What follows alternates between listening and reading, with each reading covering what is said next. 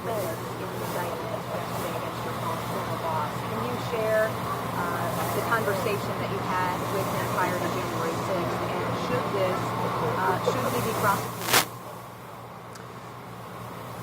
You know, January 6th was a tragic day. And I've spoken and written about it extensively. I have nothing to hide. By God's grace, I believe we did our duty that day. Fulfilled the oath that I'd taken to the Constitution and to the American people. And the Constitution is quite clear about the role of the Vice President in the counting of electoral votes. It essentially says the Vice President presides over a joint session of Congress where the electoral votes that are certified by the states shall be opened and shall be counted. And irrespective of the indictment, I want the American people to know that I had no right to overturn the election. And then on that day, President Trump asked me to put him over the Constitution. But I chose the Constitution, and I always will. I mean, I really do believe that anyone who puts themselves over the Constitution should never be President of the United States. And anyone who asks someone else to put themselves over the Constitution should never be President of the United States again.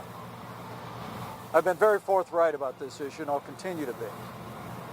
Now, with regard to the substance of the indictment, I've been very clear. I had hoped it wouldn't come to this. I had hoped that this issue and the judgment of the President's actions that day would be left to the American people. But now it's been brought in a criminal indictment, and I can't assess whether or not the government has the evidence to prove beyond a reasonable doubt what they assert in the indictment. And the President's entitled to a presumption of innocence. But for my part, I want people to know that I had no right to overturn the election, and that what the President maintained that day, and frankly has said over and over again over the last 2.5 years, is completely false. And it's contrary to what our Constitution and the laws of this country provide. You know, I'm a student of American history. And the first time I heard in early December somebody suggest that as Vice President I might be able to decide which votes to reject and which to accept, I knew that it was false. Our founders had just won a war against a king. And the last thing they would have done was vest unilateral authority in any one person to decide who would be the next president. I dismissed it out of hand, but sadly the president was surrounded by a group of crackpot lawyers that kept telling him what his itching ears wanted to hear.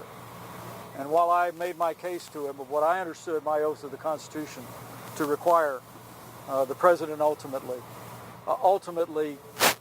continued to demand that I choose him over the Constitution.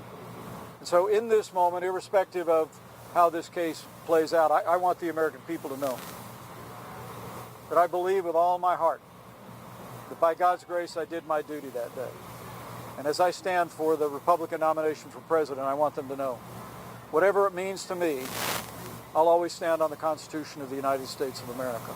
Look, our country is more important than any one man. Our Constitution is more important than any one man's career. And that's true of me, and that's true of the president, former president of the United States. So we're going to stand on the facts. We're going to stand by what happened that day, the stand that we took, and trust ourselves to the judgment of Republican voters and ultimately the American people.